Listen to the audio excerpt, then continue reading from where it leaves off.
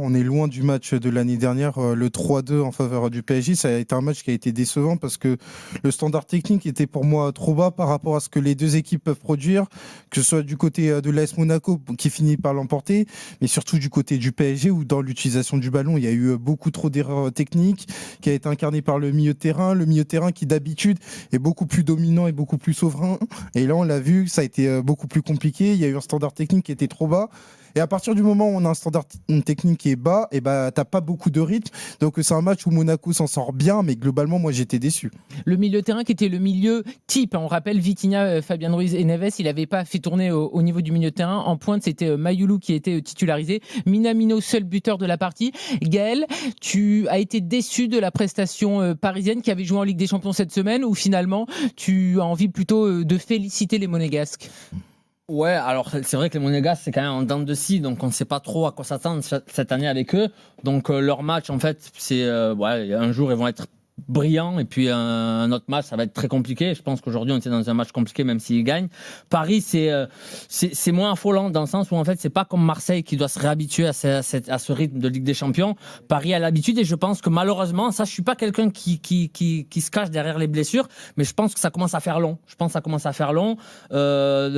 Ousmane qui est toujours blessé, Désiré qui est pas là, Barcola qui a un petit coup de moins bien, et tu sens au final que là ça commence à durer, et c'est vrai que on a été habitué à un milieu qui domine, qui est très bon, qui est clean en possession, et puis même dans les rotations sans ballon, c'est exceptionnel. Ils ont le droit d'avoir un petit coup de moins bien, j'ai envie de dire. C'était un coup de moins bien aujourd'hui. On n'a pas l'habitude de voir leur coach s'en prendre quelque part à eux. Aujourd'hui, c'est vraiment un wake-up call, j'ai envie de dire, et c'est sûr qu'on va avoir un autre état d'esprit parce que la performance technique individuelle a été en dedans. Et ça, c'est vrai que moi, pour avoir connu Pep, qui est de la même école que Luis Enrique, ils vont pas te reprocher de louper un open goal, une chance de marquer un but. Par contre, 2-3 passes à 5-6 mètres loupées ou des contrôles anodins loupés, ça peut les faire monter vite en régime. Donc je pense que c'est ce qu'il a voulu faire passer. Et je pense que ça, c'est aussi dû à un aspect un petit peu mental où il faut pas se relâcher parce qu'en fait, quand on est le PSG et qu'on a fait ce qu'on a fait l'année dernière, il faut être au taquet tout le temps. Et je pense qu'aujourd'hui, ils ont eu un coup de moins bien. Dembélé qui est rentré à la 64e et qui n'a pas pesé pour inverser la donne pour les Parisiens. On va écouter donc justement Luis Enrique, et Elton en avait parlé. C'est vrai que normalement il protège toujours ses joueurs. Là, il était déçu de la prestation de son équipe. On écoute Luis Enrique après la défaite. Aucun des équipes a joué à très haut niveau. Je pense qu'ils ont joué mieux que nous. Ça a été difficile dans le début de match parce que c'est difficile d'avoir de la continuité quand tu fais beaucoup d'essais individuels, et je pense que ce sont aucun doute jusqu'à aujourd'hui les mauvais matchs de cette saison. C'est le plus mauvais match de cette saison. Voilà les propos de Luis Enrique. Maxime Tilliette qui a recueilli donc les impressions du coach espagnol. Vous aussi, pour vous, c'est carrément le plus mauvais match du PSG cette saison? Oui, pour moi, c'est le plus mauvais match parce qu'en fait, Luis Enrique, dans sa communication, il s'attarde jamais sur la finalité. Il s'attache beaucoup plus au processus. Mais là, c'est beaucoup plus le processus qui est à mettre en question. À partir du moment où on a vu beaucoup d'erreurs du côté du PSG, à partir du moment où il n'y a pas eu de rythme.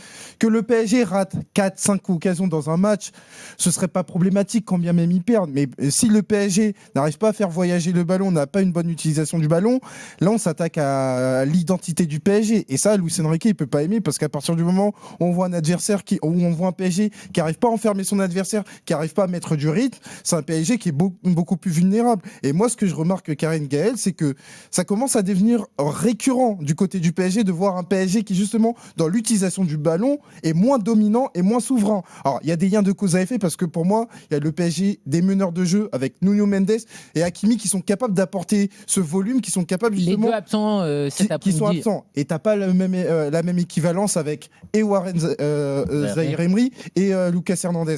Néanmoins, avec le milieu de terrain, moi j'aurais aimé que Vitinha, Fabien Ruiz et João Neves soient en capacité justement d'avoir une meilleure utilisation du ballon. Ça n'a pas été le cas et donc forcément le PSG est beaucoup plus vulnérable. Mais ça c'est important ce que tu dis parce qu'en fait quand on regarde les deux latéraux, en gros c'est 20 buts les deux, donc Hakimi et Mendes. Et on a souvent tendance à regarder les joueurs offensifs qui Bien font sûr. la différence. Mais ces mecs-là, ces deux mecs-là, c'est pas pour rien que pour moi en tout cas, et je pense aux yeux de beaucoup de personnes dans le monde du football, c'est les deux meilleurs latéraux au monde depuis maintenant 2-3 ans. Et en fait, quand tu as ça, que ça soit offensivement avec ballon et défensivement sans ballon, c'est des mecs qui t'apportent énormément. Donc perdre ces mecs-là, en plus de Désiré, de Ousmane, de Barco qui a un coup de moins bien, c'est très compliqué. Mais c'est vrai qu'en fait, on a ce ressenti un petit peu. J'ai envie de dire que c'est normal, c'est très compliqué de passer et de reproduire en fait ces efforts mentaux et physiques après la saison qu'ils ont fait. Donc en fait, c'est aussi redécouvrir cet amour qui nous a fait tomber amoureux du PSG en fait. Cet amour d'être conquérant, d'aller chercher le ballon, de gagner le ballon très haut, d'avoir cette confiance en possession. Et c'est vrai que on a besoin de retrouver ça avec le PSG, cet élan en fait qui nous a fait tomber amoureux de cette équipe. Et encore une fois, ce que tu dis, tu l'as très bien dit. Je pense qu'avant tout, on parle beaucoup du process avec Luis Enrique, et je pense qu'aujourd'hui, on est sorti du processus de ce qu'il aime voir. Et ça lui plaît pas. Et c'est quelque part pour ça que le PSG perd ce soir. On accueille Ahmed, supporter du PSG, avec nous au 32-16 sur RMC. Salut Ahmed. Salut, merci de la parole. On est ravis de t'accueillir, Ahmed. Donc, deuxième défaite de la saison en Ligue 1, parce qu'il y avait eu des défaites en Ligue des Champions. Est-ce que tu n'as pas aimé, comme Luis Enrique, ce que tu as vu cet après-midi sur la pelouse du stade Louis II? Oui, j'ai pas aimé, mais bon, vu que les Marseillais se sont pris une clim encore ce soir, bon, il y a moins de dégâts. D'ailleurs, je fais un petit coucou à mon ami Sébastien Martinez, qui est supporter de l'OM. Le pauvre, il a la mâchoire solide. Hein. Donc, oui, t'as plus le sourire à 22h50 qu'à 19h. Voilà. Le but du PSG, c'est de rester au contact, parce qu'ils savent qu'ils ont trop de blessés, ils n'ont pas eu vraiment de préparation. Donc, ils vont recevoir le prochain match et ils devraient virer en tête en janvier. Donc, c'est l'objectif du PSG, hein, c'est de ne pas être décroché, parce qu'il n'y a pas eu de préparation. On se retrouve à bricoler à Monaco avec une équipe qui a pas de sens. On est beaucoup trop de jeunes qui n'ont pas assez de temps de jeu. On leur met les responsabilités sur l'épaule. Donc on se retrouve avec une équipe qui a pas de liant. Mayoulou, il passe à côté. Voilà, on bricole, on met Zaïre Emery à droite, c'est pas son poste. Donc on bricole, hein, depuis 2 mois, on bricole hein, pour essayer de rester au contact. Et ça se passe pas mal en fait, hein, si on regarde bien. Si on vire en tête en janvier, il aura réussi son pari. Après, on récupère Mendes, on récupère un peu Dembélé, Doué va revenir. Barcola, il faut le mettre au repos. Il est titulaire en équipe de France, en Ligue des Champions, en Ligue 1.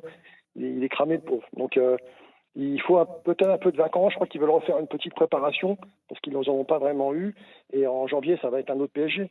Donc je trouve qu'ils sont pas mal parce qu'ils sont dans le top 8 de Ligue des Champions. Et ce qu'ils veulent, c'est surtout éviter de faire le tour supplémentaire. Oui, comme l'an dernier, vous avez fait les barrages face à Brest. Voilà.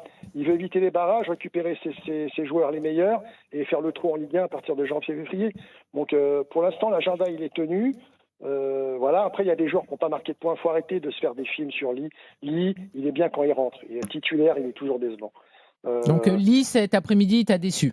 Oui, il m'a déçu. Mayoulou, c'est trop. Il est jeune. Oui, il est jeune. Là, c'est vrai qu'il a été bien pris, malheureusement. Il n'a pas du tout pu exister. Alors, il a fait des très bonnes choses dans d'autres matchs, mais cet après-midi, c'était compliqué. Et encore, c'est bien beau de critiquer Chevalier, mais il faut trouver un défenseur central à mettre avec Pacho. Marquinhos, il défend en reculant, il a peur. C'est pas normal. Mais Zerbarni, c'est pareil, c'est une catastrophe. Il faut acheter un défenseur. Il nous manque un défenseur. On peut pas laisser Pacho tout seul. Le Monégasque qui fait amorti-poitrine, frappe du gauche dans les 16 mètres. Ça va, tranquille. Comme à la Cité. Ah non, il doit être pris normalement. Donc, T'es un peu dur là sur Marquis. Non, moi j'ai pas trouvé que c'était le pire derrière. Non, j'ai pas trouvé. Mais par contre, Ahmed, t'as effleuré, on est obligé d'en parler, des partis pris de Luis Enrique. Je veux dire par là, donner beaucoup plus de responsabilités aux jeunes du centre de formation. Force est de constater que sur la seconde période, ça marche pas. Mayoulou, on sent vraiment qu'il est dans le dur en ce moment. Il y avait aussi ce recrutement interne incarné par des joueurs qui devaient plus se prouver, comme Lee Kang-in. Ça n'a pas forcément marché. La thématique du latéral droit, en l'absence d'Achraf Hakimi, on peut pas dire que Warren Zaïre Emery, sur la semaine, il est marqué des points. Tout ça, c'est des partis pris de Luis Enrique quand même. Oui, Ramos, il le met sur le banc. Ah, mais Ramos, après, quand il est titulaire, ça marche pas. Oui, mais t'as quand même un point. On était tellement dominé à un moment, un mec un peu costaud devant qui garde le ballon, ça peut aider. Là, Mayoulou, il servait à rien. Donc, on perdait le ballon très vite, on se prenait des vagues. Moi, je pense que c'est important de laisser la place aux jeunes. On a souvent critiqué le PSG par rapport à ces gros joueurs qui arrivent et qui bouchent un petit peu ce centre de formation. Donc, c'est sûr qu'en fait, on ne peut pas tout avoir. il y a quelques semaines, les jeunes ont fait gagner des points au PSG, ont fait des performances qui étaient exceptionnelles. On parlait d'eux déjà avec les espoirs, avec les A. Voilà. Donc le football, c'est comme ça monte, ça descend. Moi, je pense qu'il faut leur donner des minutes parce que plus on va pouvoir s'appuyer sur eux, plus on pourra compter sur eux. Aujourd'hui, c'est sûr, c'est dur d'aller à Monaco. C'est une équipe qui joue avec des champions, c'est une très bonne équipe. En plus, Donc, quand tu tombes sur des Salissou, etc. Ouais, etc., c'est sûr que ça va être compliqué, mais tu es obligé de leur donner ces moments-là pour les faire grandir. Donc moi, je trouve que c'est bien. Malheureusement, il y a la défaite en fin de match, mais encore une fois, moi, je veux pas me cacher derrière ça, mais je pense que maintenant, on rentre dans une période qui est quand même très longue avec les méformes, les joueurs blessés, des joueurs cadres, on parle de 4-5 joueurs, et même si on s'appelle le PSG, et même si on a l'habitude de dominer cette Ligue 1, à un moment donné, quand tu joues sans tes meilleurs joueurs, c'est compliqué. Et puis pour les nouveaux joueurs qui arrivent de Bournemouth, par exemple, il faut leur laisser du temps. Je sais qu'on n'a pas le temps au football, mais il a fait une saison exceptionnelle l'année dernière en Première Ligue. C'est une nouvelle façon de voir le football, c'est une nouvelle façon de défendre avec beaucoup plus d'espace dans le dos, parce que c'était pas ça avec Bournemouth. Il faut lui laisser du temps et il fera des erreurs et puis on arrivera à gagner des trophées avec ces mecs-là, parce que jusqu'à présent, Campos et Enrique sur le recrutement, ils n'ont pas fait de par contre, dans de la grosses perspective erreurs. de la deuxième partie de saison, tu as une marge d'amélioration. C'est clairement ton Bien secteur sûr, offensif. exactement. C'est clairement ton secteur. Aujourd'hui, ton secteur offensif, au moins en Ligue 1, n'intimide pas. Parce que c'est quand même paradoxal. En Ligue des Champions, tu as quand même 19 buts, mais en Ligue 1, semaine après semaine, on a un secteur offensif où T'es pas la personne ne meilleure reçoit. attaque, on me rappelle que T'es c'est pas la Marseille meilleure, qui est la meilleure mais t'es attaque pas la de Ligue meilleure 1. attaque, c'est pas de 1 ou 2 buts, c'est de plusieurs Ouais, buts mais par on rapport en à revient à Marseille. ce qu'on disait avec Toulouse et Marseille, c'est qu'en fait, quand tu joues en Ligue des Champions, tu joues contre des équipes qui ont l'habitude d'être championnes dans leur pays, qui sortent, qui te laissent des espaces, et du coup, c'est la même problématique en fait. C'est quand tu es en Ligue 1, c'est 5-4-1, et il faut faire la différence. Gaël, est-ce que pour toi, c'est une évidence, il devait y avoir carton rouge et donc expulsion de Camara après 11 minutes? On en avait parlé avec Daniel il y a quelques semaines sur ces cartons rouges qui arrivent rapidement dans un match et qui changent la configuration du match. Là, sur cette action-là, c'est rouge et il n'y a pas de discussion, quoi. En fait, pour moi, c'est choquant qu'il n'y ait même pas une intervention de la VAR, qu'il y ait un retour sur décision, parce que on dit souvent en général que c'est la vitesse et la force du geste. Et là, en fait, le gars, il arrive, il va très vite, la force, elle est incroyable, il contacte avec le pied De Chevalier. de Chevalier, pardon. Et puis ça peut être, effectivement, moi j'ai vu Abou Diaby, j'ai vu Aaron Ramsey, j'ai vu Eduardo, l'attaquant. Et ça a été des carrières qui ont été changées. Les joueurs, certains sont revenus, mais ils ne reviennent pas dans les meilleures conditions. Et ça, il faut protéger ces mecs-là. Encore plus un gardien dans cette situation-là. Donc pour moi, c'est une grosse faute de l'arbitre. Encore une fois, on peut discuter de savoir est-ce que ça change le match, mais il y a des règles. Et effectivement, si Monaco prend rouge là, je pense que Paris a une chance d'aller gagner, d'asseoir encore leur suprématie sur cette ligue. Mais pour moi, c'est un malheur qu'il n'y ait pas eu carton rouge, et ça a été très dangereux. Et Lucas a été très chanceux. Ouais. Elton, Clément Turpin s'est trompé. Ah oui, c'est trompé. Pour moi, t'es parisien, tu peux te sentir lésé par rapport à la décision de Clément Turpin. J'aurais aimé qu'il y ait une révision VAR. Et sincèrement, Chevalier quand même très élégant, parce qu'il y en a qui auraient pu se réfugier derrière cette décision. Et il s'est relevé assez rapidement alors qu'il aurait pu rester au il sol aurait pu faire et preuve de pousser vis. vers le rouge. Il ne l'a pas fait, mais les Parisiens peuvent se sentir lésés quand tu sais que derrière, en plus, Camara fait un vrai bon match.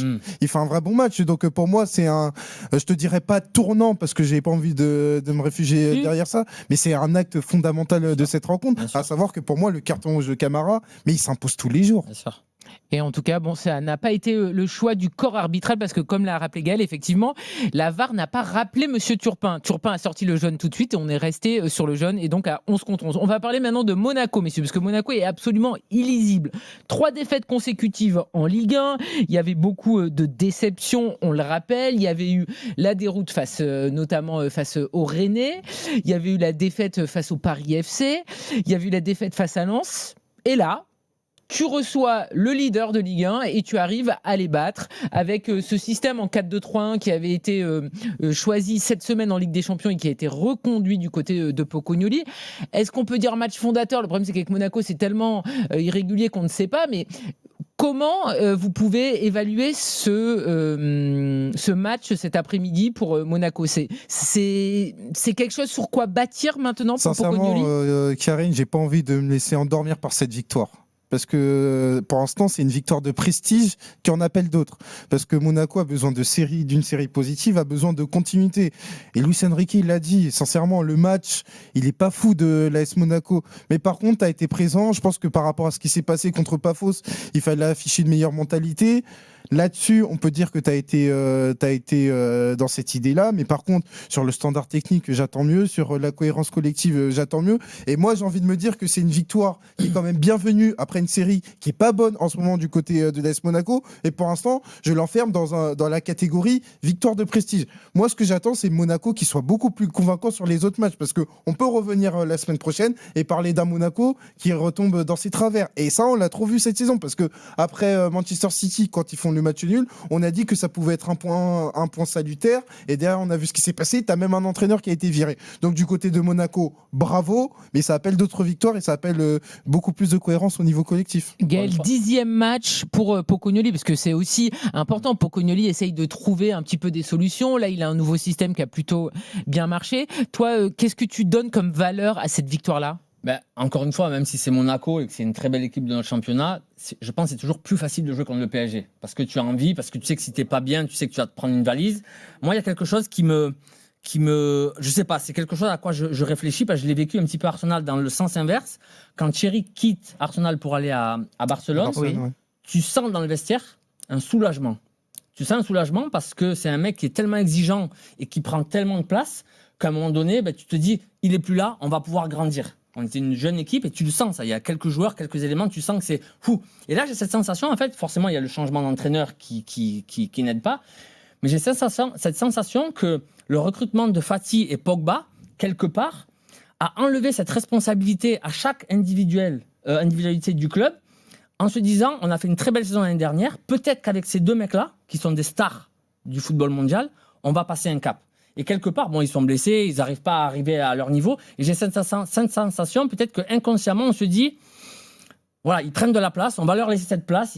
Quand ils vont arriver, on n'a pas à forcer, parce que quand ils vont arriver, on a des joueurs de classe mondiale, ils vont nous faire passer un cap. Et j'ai cette sensation-là qui, en fait, depuis le début, je regarde ce groupe et je me dis, on ne peut pas être tant brillant sur un match et être autant en dedans sur le match qui suit. Et donc, je me dis, est-ce que justement, l'apport de ces deux joueurs arrivés à terme, quand ils sont performants et capables de donner leur meilleur football, est-ce que ça ne va pas faire élever le niveau de Monaco ? Mais en attendant, tu as cette sensation que ces jeunes joueurs se disent, on attend que les tauliers arrivent et qu'ils nous fassent progresser. Et on rappelle que c'était les premières minutes de Pogba à Louis II. Il avait fait ses premières minutes en Ligue 1 contre Rennes, mais c'était au Rosen Park. Et là, donc, il est rentré à la 86e au stade de Louis II. On accueille Brian, supporter monégasque, avec nous sur RMC au 32-16. Salut Brian.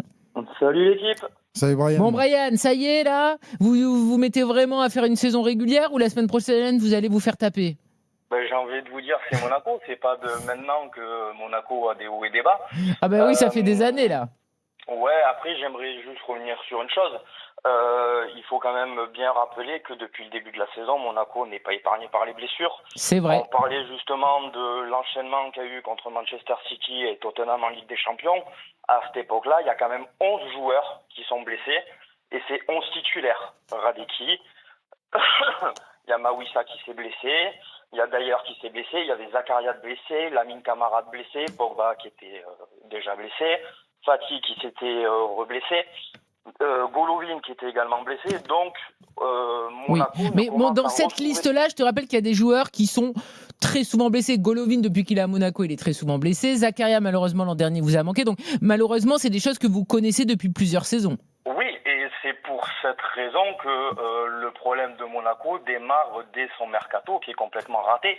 Mais je pense que là, c'est pas le but de parler du mercato de l'AS Monaco. Oui, est-ce que tu t'es régalé, toi, cet après-midi ? Est-ce que tu as pris un peu de plaisir ? Comme je le disais au standard, alors à part le match contre Tottenham, c'est le premier match de la saison de l'AS Monaco où je suis content de ce que je vois parce que je vois une équipe qui avance ensemble. Ce qui pouvait être compliqué au vu de certains retours qu'il y a eu après le match contre Passos, notamment la sortie de Salissou qui a tiré un peu sur ses coéquipiers. Oui. Donc après ce match-là, je me suis dit oula, on joue contre Paris. Après, on risque de prendre cher. Et là, j'ai vu un groupe. Et maintenant, il va falloir confirmer, ce qui va être très compliqué, mais ils n'ont pas le choix de toute façon. Et il va falloir aussi qu'on arrête de se tirer une balle tout seul. Contre Lens, il y a Balogun qui prend un carton rouge complètement idiot. Contre Rennes, Zakaria prend un carton rouge. Là, tu dois prendre un carton rouge à la 10e minute. Donc il va quand même falloir éviter de faire des erreurs et il va falloir éviter de se tirer une balle d'entrée de jeu en faisant des erreurs comme ça. Surtout que ce sont pour certains des joueurs qui sont quand même assez expérimentés, qui sont Oui, comme internationaux. Kerrer ou comme Zakaria, c'est des joueurs expérimentés. Effectivement, parfois ils plombent leur équipe